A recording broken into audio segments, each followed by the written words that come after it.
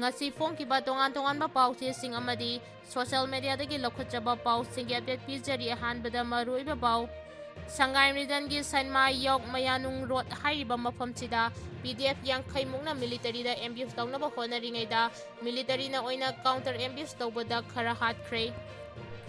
Paubi tekta MLA Loken ga ex MLA Lukhoi ka school campus da phunage tawkre MLA ga ex MLA ka chinda paudana tuna khanarakpada miyamna pugli paiduna nokre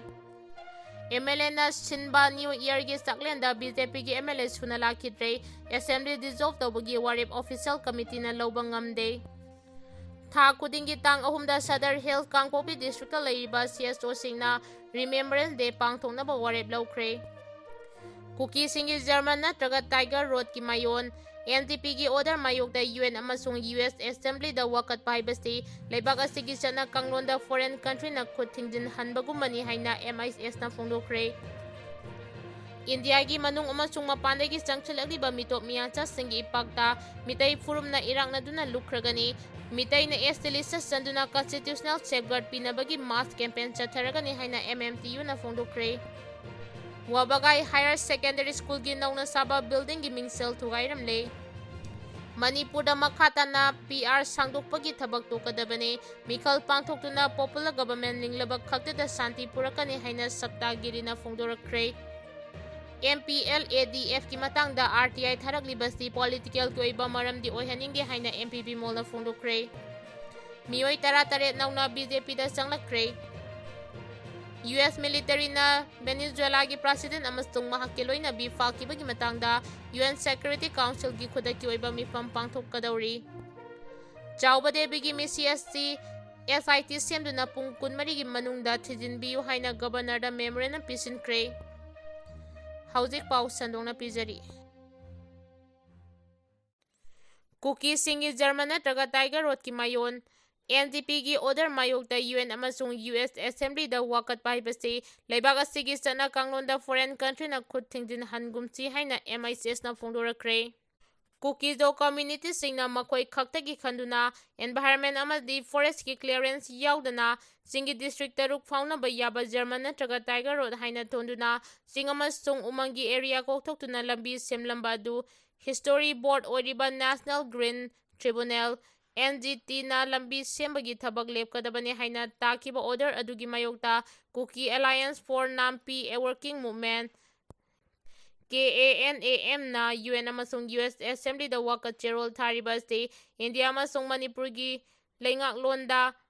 foreign countries sing khuthingjin hanbani haina Meitei Heritage Society na Prime Minister Office amadi Ministry of Home Affairs cherol thaduna khangankre Kukido community singna singi district taruk haibadi Churachandpur Kangpokpi Senapati Tamenglong Ukhrol amadi None faunaba yaba lambi Kuki insurgent groups singi maming lawduna German natraga Tiger Road haina ming tholamba matung Chingi Reserve Forest Area da leiba forest amadi sing koktoktuna mari lenaba authorities sing haibadi Ministry of Home and Environment ki ayaba yauduna sengkiba lambi adu kolakta da leiba NGT Eastern Zone Bench na haukiba sahigi December 12 da ain kaina lambi semliba du khudakta lemnabagi order takibane masigi matung tarakpada KANAM na ikuikuidingaida United Nations ki Environment Program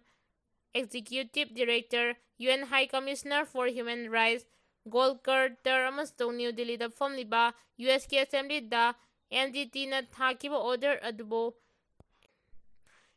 intervention PBU haina wakachirol thakibaga loinana NGT gi order asti Indigenous people oriba Kukizo singi survival da akaiba piba order ni masina minority oriba tribal singda namthanaba thambibani haibadu utpani haina phongdoki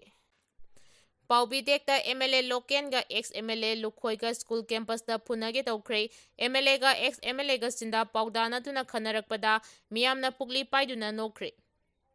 Wangoi Assembly Constituency ki Paubi tekta school sabagi matangda Assembly Constituency adugi MLA Khoraijam Loken amasung ex MLA Oinam Lukhoi ga ngarang ayu pung 13 rom tarakpada Paubi tek high school gi lampakta phunage tawkre Paubitek High School ani school phagadhan mission da yawba school amani hairiba school asida mahiroi singi awatpa classroom singi yenglaga ꯀꯦꯟꯗ꯭ꯔꯒꯤ MLA KH ꯂꯣꯀꯦꯜꯒꯤ local area development ꯐꯟꯗꯒꯤ ꯁꯦꯜ ꯊꯥꯗꯔꯒ ꯁ꯭ꯀꯨꯜꯒꯤ classroom ꯈꯔ ꯁꯥꯒꯠꯈꯤ꯫ ꯇꯥꯟꯐꯝ ꯑꯗꯨꯗ ꯆꯦ ꯑꯃ ꯄꯥꯏꯔꯒ ꯃꯐꯝ ꯑꯗꯨꯗ ꯁ꯭ꯀꯨꯜ ꯁꯥꯒꯗꯕꯅꯤ ꯍꯥꯏꯅ ꯐꯣꯡꯗꯣꯔꯛꯈꯤ꯫ ꯍꯥꯟꯅ MLA ꯂꯣꯀꯦꯜ ꯑꯦꯔꯤꯌꯥ ꯗꯦꯕꯂꯞꯃꯦꯟꯠ ꯐꯟꯗꯅ ꯁꯥꯔꯤꯕ ꯁ꯭ꯀꯨꯜ ꯑꯗꯨ ꯂꯧꯊꯣꯛꯎ, ꯃꯍꯥꯛꯀꯤ ꯀꯥꯡꯕꯨꯅ ꯑꯣꯏꯅ ꯃꯐꯝ ꯑꯗꯨꯃꯛꯇꯗ ꯁ꯭ꯀꯨꯜꯒꯤ ꯀꯥ 3 ꯁꯥꯒꯅꯤ ꯍꯥꯏꯅ ꯃꯨꯛꯅꯕ ꯍꯧꯔꯛꯈꯤ꯫ ꯀꯥꯡꯕꯨ ꯑꯗꯨꯅ ꯄꯤꯔꯛꯂꯤꯕ ꯆꯦꯔꯣꯜ ꯑꯗꯨ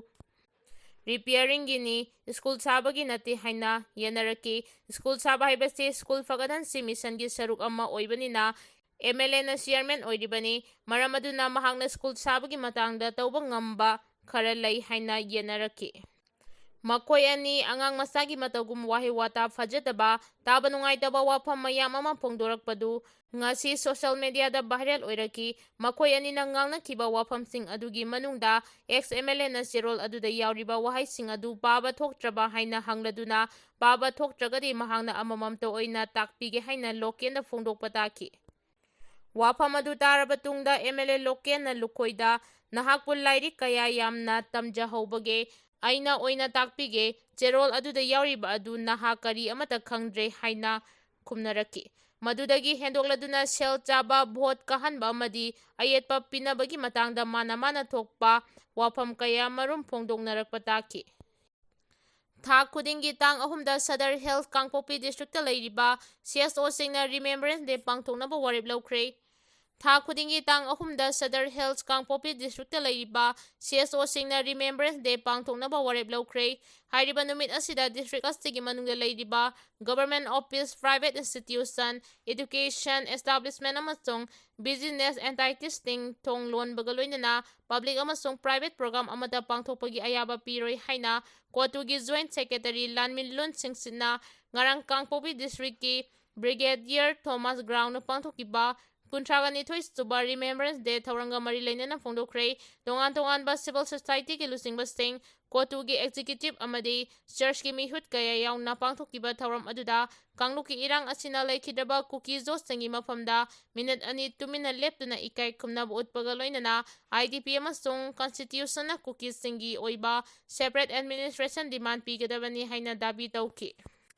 ꯊꯧꯔꯝ ꯑꯗꯨꯒ ꯃꯔꯤ ꯂꯩꯅꯅ ꯀꯣꯇꯨꯒꯤ ꯖꯣꯏꯟꯠ ꯁꯦꯀ꯭ꯔꯦꯇꯔꯤ ꯂꯥꯟꯃꯤꯟꯂꯨꯟ ꯁꯤꯡꯁꯤꯠꯅ ꯍꯥꯏꯈꯤꯕꯗ ꯊꯥ ꯈꯨꯗꯤꯡꯒꯤ ꯇꯥꯡ 3ꯗ ꯄꯥꯡꯊꯣꯛꯀꯗꯧꯔꯤꯕ ꯔꯤꯃꯦꯝꯕꯔꯦꯟꯁ ꯗꯦꯒꯤ ꯊꯧꯔꯝ ꯑꯁꯤ ꯏꯔꯥꯡ ꯑꯁꯤꯗ ꯂꯩꯈꯤꯗ꯭ꯔꯕ ꯀꯨꯀꯤ ꯖꯣꯠꯁꯤꯡꯒꯤ ꯃꯐꯝꯗ ꯑꯋꯥꯕ ꯐꯣꯡꯗꯣꯛꯈꯤꯕ ꯑꯃꯗꯤ ꯊꯧꯑꯣꯡꯁꯤꯡ ꯑꯗꯨ ꯌꯥꯅꯤꯡꯗꯕꯒꯤ ꯃꯥꯌꯣꯛꯇꯅꯤ꯫ ꯅꯨꯃꯤꯠ ꯑꯁꯤꯗ ꯀꯝꯃ꯭ꯌꯨꯅꯤꯇꯤꯒꯤ ꯃꯦꯝꯕꯔ ꯈꯨꯗꯤꯡꯃꯛ ꯆꯠꯊꯣꯛ-ꯆꯠꯁꯤꯟ ꯇꯧꯕꯗ ꯑꯊꯤꯡꯕ ꯄꯤꯕ ꯌꯥꯎꯅ ꯀꯃꯔꯁꯤꯌꯦꯜ ꯑꯦꯛꯇꯤꯚꯤꯇꯤ ꯈꯨꯗꯤꯡꯃꯛ ꯑꯃꯠꯇ ꯄꯥꯡꯊꯣꯛꯄ ꯌꯥꯔꯣꯏ꯫ ꯊꯧꯔꯝ ꯑꯁꯤ ꯀꯥꯡꯄꯣꯛꯄꯤ ꯗꯤꯁꯇ꯭ꯔꯤꯛꯀꯤ ꯐꯩꯖꯥꯡꯗ ꯂꯩꯕ ꯃꯥꯔꯇꯤꯌꯔꯁ ꯁꯤꯃꯤꯇ꯭ꯔꯤ, ꯁꯥꯏꯀꯨꯜ ꯄꯕ꯭ꯂꯤꯛ ꯒ꯭ꯔꯥꯎꯟꯗ, ꯇꯨꯏꯂꯥꯡ ꯑꯦꯔꯤꯌꯥ, ꯂꯩꯃꯈꯣꯡ ꯑꯃꯁꯨꯡ ꯅ꯭ꯌꯨ ꯀꯩꯊꯦꯜ ꯃꯥꯟꯕꯤ ꯑꯦꯔꯤꯌꯥꯗ ꯊꯥ ꯈꯨꯗꯤꯡꯒꯤ ꯇꯥꯡ 3ꯗ ꯆꯞ ꯃꯥꯟꯅꯅ ꯄꯥꯡꯊꯣꯛꯀꯅꯤ꯫ ꯁꯗꯔ ꯍꯤꯜꯁ ꯀꯥꯡꯄꯣꯛꯄꯤ ꯗꯤꯁꯇ꯭ꯔꯤꯛꯀꯤ ꯂꯩꯔꯤꯕ CSOꯁꯤꯡꯅ ꯃꯦ 3 ꯑꯁꯤ ꯆꯍꯤ ꯈꯨꯗꯤꯡꯒꯤ ꯁꯦꯄꯔꯦꯠ ꯗꯦ ꯍꯥꯏꯅ ꯄꯥꯂꯟ ꯇꯧꯅꯕ ꯋꯥꯔꯦꯞꯁꯨ ꯂꯧꯔꯦ꯫ ꯑꯃꯔꯣꯝꯗ ꯀꯨꯀꯤ ꯖꯣꯠꯁꯤꯡꯅ ꯃꯦꯖꯣꯔꯤꯇꯤ ꯃꯤꯇꯩꯁꯤꯡꯗꯒꯤ ꯇꯣꯉꯥꯟꯅ ꯂꯩꯗꯨꯅ ꯃꯈꯣꯏꯒꯤꯗꯃꯛ ꯂꯦꯖꯤꯁꯂꯦꯆꯔꯒ ꯀꯣꯟꯅꯅ ꯌꯨꯅꯤꯌꯟ ꯇꯦꯔꯤꯇꯣꯔꯤꯒꯤ ꯃꯑꯣꯡꯗ ꯁꯦꯄꯔꯦꯠ ꯑꯦꯗꯃꯤꯅꯤꯁꯇ꯭ꯔꯦꯁꯟꯒꯤ ꯗꯤꯃꯥꯟꯗ ꯇꯧꯔꯤꯕ ꯑꯁꯤ ꯏꯟꯗꯤꯌꯥ ꯒꯚꯔꯟꯃꯦꯟꯠꯅꯁꯨ ꯈꯟꯅꯒꯗꯕꯅꯤ ꯍꯥꯏꯅ ꯐꯣꯡꯗꯣꯛꯈꯤ꯫ ꯏꯟꯗꯤꯌꯥꯒꯤ ꯃꯅꯨꯡ ꯑꯃꯁꯨꯡ ꯃꯄꯥꯟꯗꯒꯤ ꯆꯪꯁꯤꯜꯂꯛꯂꯤꯕ ꯃꯤꯇꯣꯞ ꯃꯤꯌꯥꯟꯆꯥꯁꯤꯡꯒꯤ ꯏꯄꯥꯛꯇ ꯃꯤꯇꯩ ꯐꯨꯔꯨꯞꯅ ꯏꯔꯥꯛꯅꯗꯨꯅ ꯂꯨꯞꯈ꯭ꯔꯒꯅꯤ꯫ ꯃꯤꯇꯩꯅ ST ꯂꯤꯁꯇ ꯆꯟꯗꯨꯅ ꯀꯟꯁꯇꯤꯇ꯭ꯌꯨꯁꯅꯦꯜ ꯁꯦꯐꯒꯥꯔꯗ ꯄꯤꯅꯕꯒꯤ ꯃꯥꯁ ꯀꯦꯝꯄꯦꯟ ꯆꯠꯊꯔꯒꯅꯤ ꯍꯥꯏꯅ MMTUꯅ ꯐꯣꯡꯗꯣꯔꯛꯈ꯭ꯔꯦ꯫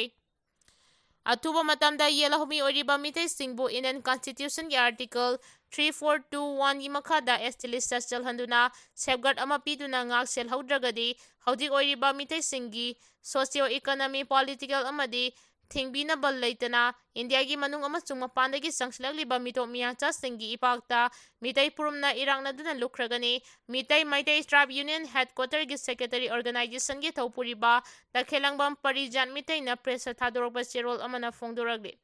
ꯆꯦꯔꯣꯜ ꯑꯁꯤꯅ ꯍꯥꯏ ꯃꯁꯤꯒꯤ ꯃꯊꯛꯇ ꯂꯝꯄꯥꯛꯀꯤ ꯁ꯭ꯀ꯭ꯋꯥꯔ ꯃꯥꯏꯜ 700 ꯈꯛꯇꯃꯛ ꯑꯣꯏꯔꯤꯕ ꯂꯝꯗꯝ ꯑꯁꯤꯕꯨ ꯁꯦꯗ꯭ꯌꯨꯜ ꯂꯦꯟꯗ ꯑꯣꯏꯍꯧꯗꯕꯅ ꯃꯤꯇꯩꯁꯤꯡꯒꯤ ꯈꯣꯡꯗꯥꯐꯝ ꯂꯩꯔꯛꯂꯣꯏꯗꯧꯔꯤ꯫ ꯃꯁꯤꯒꯤꯗꯃꯛ MMTUꯅ ꯇꯨꯡꯒꯤ ꯂꯥꯏꯕꯛ ꯂꯦꯞꯀꯗꯧꯔꯤꯕ ꯃꯤꯔꯣꯜꯁꯤꯡ ꯑꯃꯁꯨꯡ ꯇꯨꯡꯒꯤ ꯌꯨꯝꯕꯤꯔꯦꯜ ꯑꯣꯏꯒꯗꯧꯔꯤꯕ ꯅꯍꯥꯔꯣꯜꯁꯤꯡꯗ ꯃꯤꯇꯩꯅ ST ꯂꯤꯁꯇ ꯆꯜꯍꯟꯗꯨꯅ ꯀꯟꯁꯇꯤꯇ꯭ꯌꯨꯁꯅꯦꯜ ꯁꯦꯐꯒꯥꯔꯗ ꯄꯤꯅꯕꯒꯤ ꯃꯥꯁ ꯀꯦꯝꯄꯦꯟ ꯑꯃ MMTUꯅ ꯆꯠꯊꯕ ꯍꯧꯔꯒꯅꯤ꯫ ꯀꯦꯝꯄꯦꯟ ꯑꯁꯤꯒ ꯏꯔꯣꯏꯅꯅ ꯂꯩꯕꯥꯛ ꯑꯁꯤꯒꯤ ꯄꯣꯂꯤꯇꯤꯀꯦꯜ ꯄꯥꯔꯇꯤ ꯑꯃꯗꯤ ꯄꯣꯂꯤꯇꯤꯁꯤꯌꯟꯁꯤꯡꯒꯤ ꯃꯊꯛꯇ "ꯅꯣ ST ꯅꯣ ꯚꯣꯠ"ꯀꯤ ꯑꯀꯟꯕ ꯀꯦꯝꯄꯦꯟ ꯑꯃꯁꯨ ꯆꯠꯊꯔꯒꯅꯤ꯫ ꯀꯦꯝꯄꯦꯟ ꯑꯁꯤꯒꯤ ꯃꯅꯨꯡ ꯆꯟꯅ ꯅꯦꯁꯅꯦꯜ ꯂꯦꯚꯦꯜꯗ ꯂꯩꯔꯤꯕ ꯇꯣꯉꯥꯟ-ꯇꯣꯉꯥꯟꯕ ꯁ꯭ꯇꯦꯠꯍꯣꯜꯗꯔꯁꯤꯡꯒ ꯎꯅꯅꯕꯁꯨ ꯍꯧꯔꯒꯅꯤ ꯍꯥꯏꯔꯤ꯫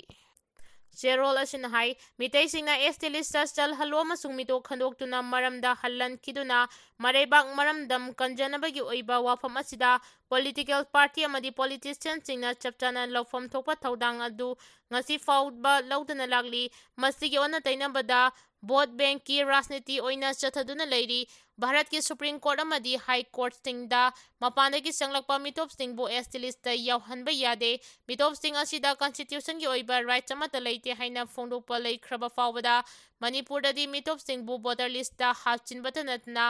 ST ꯂꯤꯁꯇ ꯐꯥꯎꯕ ꯍꯥꯞꯆꯤꯜꯂꯛꯂꯤ ꯍꯥꯏꯔꯤ꯫ MPLADFꯀꯤ ꯃꯇꯥꯡꯗ RTI ꯊꯥꯔꯛꯂꯤꯕꯁꯤ ꯄꯣꯂꯤꯇꯤꯀꯦꯜꯒꯤ ꯑꯣꯏꯕ ꯃꯔꯝꯗꯤ ꯑꯣꯏꯍꯟꯅꯤꯡꯗꯦ ꯍꯥꯏꯅ MP ꯕꯤꯃꯣꯜꯅ ꯐꯣꯡꯗꯣꯔꯛꯈ꯭ꯔꯦ꯫ MP local area development ꯐꯟꯗꯀꯤ ꯃꯈꯥꯗ ꯃꯤꯑꯣꯏ ꯑꯃꯅ ꯃꯍꯥꯛꯀꯤ ꯃꯊꯛꯇ RTI ꯊꯥꯔꯛꯈꯤꯕꯗꯨ ꯇꯔꯥꯝꯅ ꯑꯣꯏ꯫ ꯑꯗꯨꯕꯨ RTI ꯊꯥꯔꯛꯄꯒꯤ ꯃꯔꯝ ꯑꯗꯨ ꯄꯣꯂꯤꯇꯤꯀꯦꯜꯒꯤ ꯑꯣꯏꯕ ꯃꯔꯝ ꯑꯃꯗꯤ ꯑꯣꯏꯍꯟꯅꯤꯡꯗꯦ ꯍꯥꯏꯅ ꯂꯣꯛ ꯁꯚꯥꯒꯤ MP ꯄ꯭ꯔꯣꯐꯦꯁꯔ ꯑꯉꯣꯝꯆꯥ ꯕꯤꯃꯣꯜ ꯑꯀꯣꯏꯖꯝꯅ ꯉꯔꯥꯡ ꯅꯤꯇꯤ ꯑꯥꯏꯄ ꯆꯨꯊꯦꯛꯇ ꯂꯩꯕ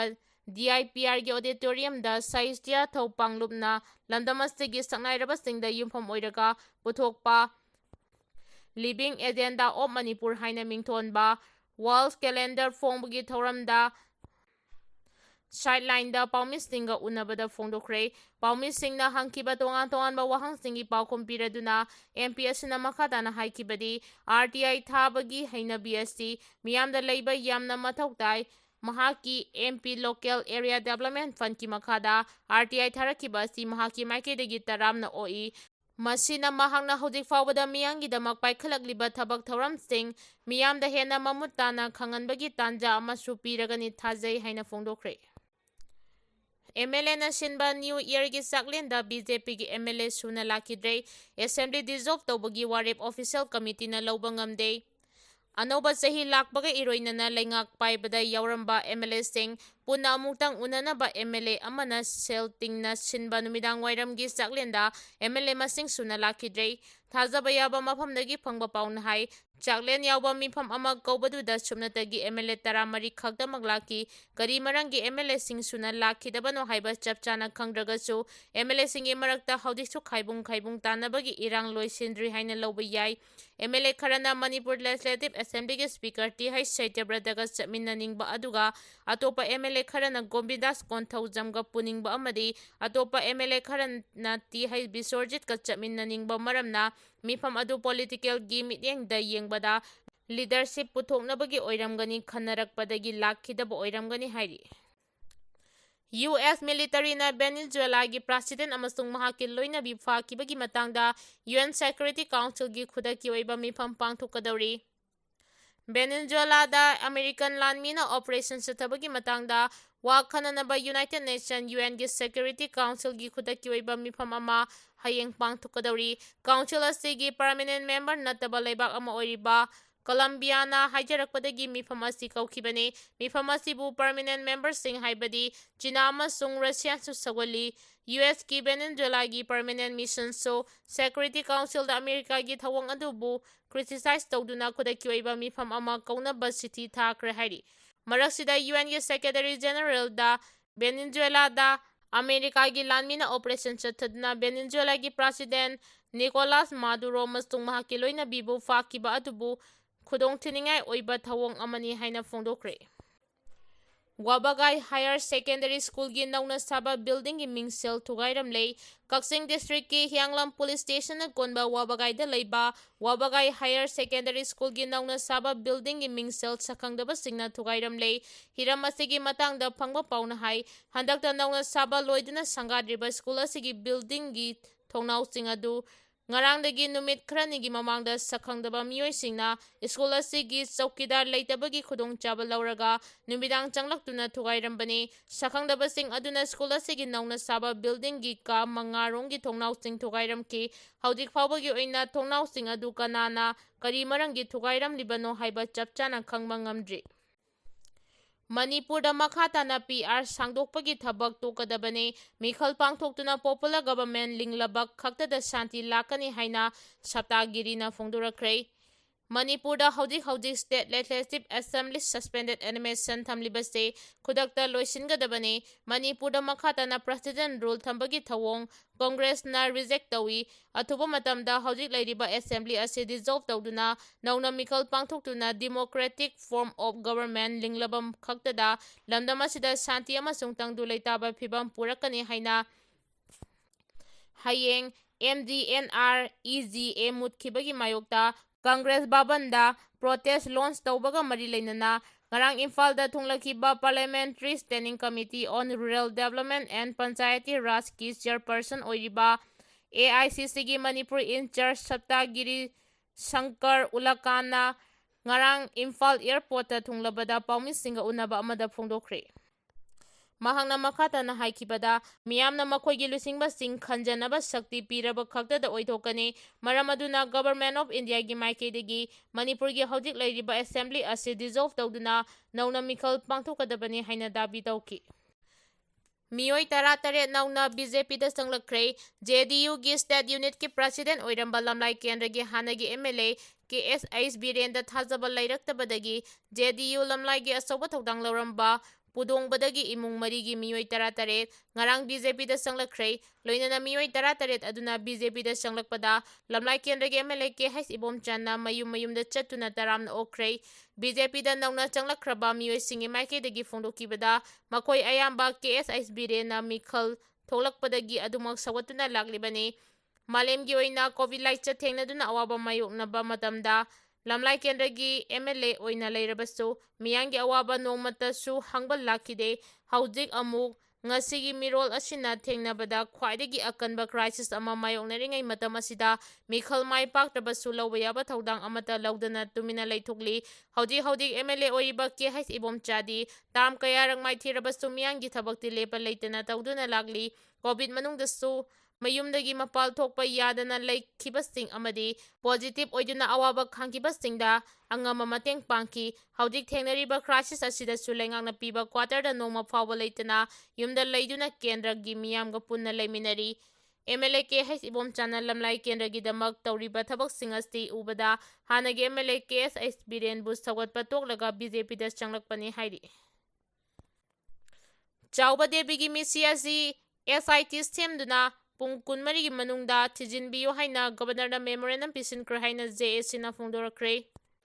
Haukiba chahi lisingani kunmangagi December 13 laikhidaba Imphal West ki Wangoi Khaidem Laikai Khaidem Ongbis Chawba Debigi Misiasi